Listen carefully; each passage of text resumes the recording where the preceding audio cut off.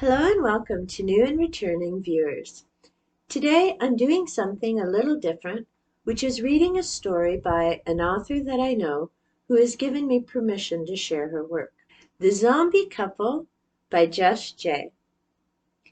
Written in September 2011. And I'm sure because when students left me work, I always made sure that they signed it and dated it. For those who don't know, for 23 years I worked as an educational assistant. It was my privilege and honor to work with a number of very gifted and talented students, both in elementary and secondary. Jess is one of the former students I worked with at the secondary level. The story I'm about to share today was written 11 years ago.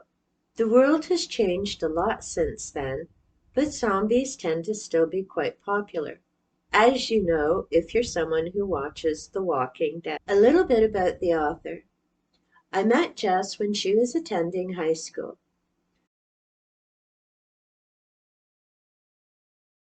I am honored to say that we still keep in touch every now and again. It has been wonderful to see her grow from the young teenager that I first met into a young mother of two and moving forward with a career in photography.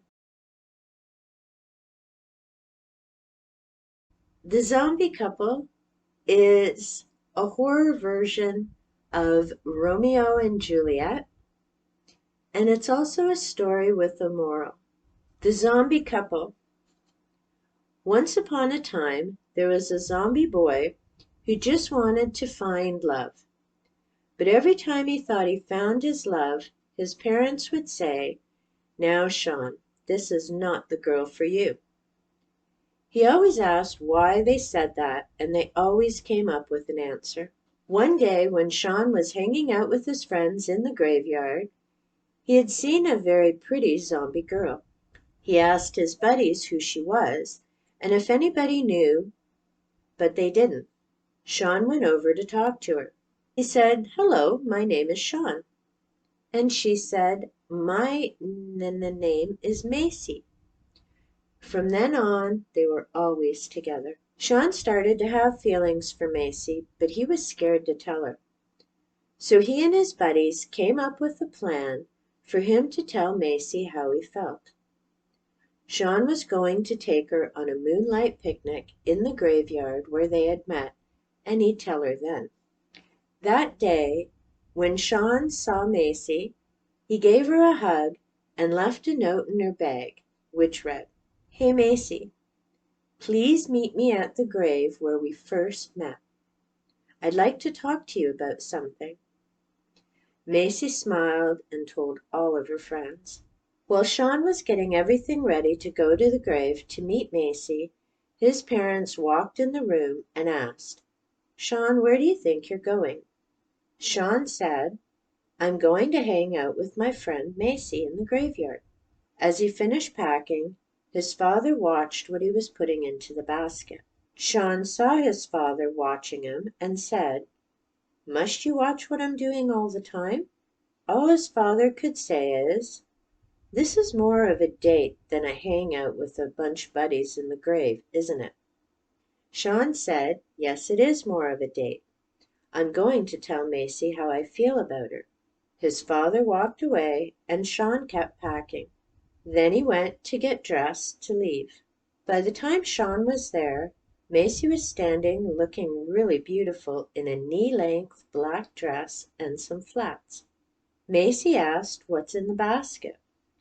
Sean answered, "A picnic I packed for us while we talk about what I want to talk to you about." They found the perfect spot to sit and talk while having their picnic. Sean said, "Macy, I have something I really need to tell you." Macy said, "What is it? You can tell me anything." So Sean told her how he felt, and to his surprise, she felt the same way. By the end of the picnic, they were officially a couple.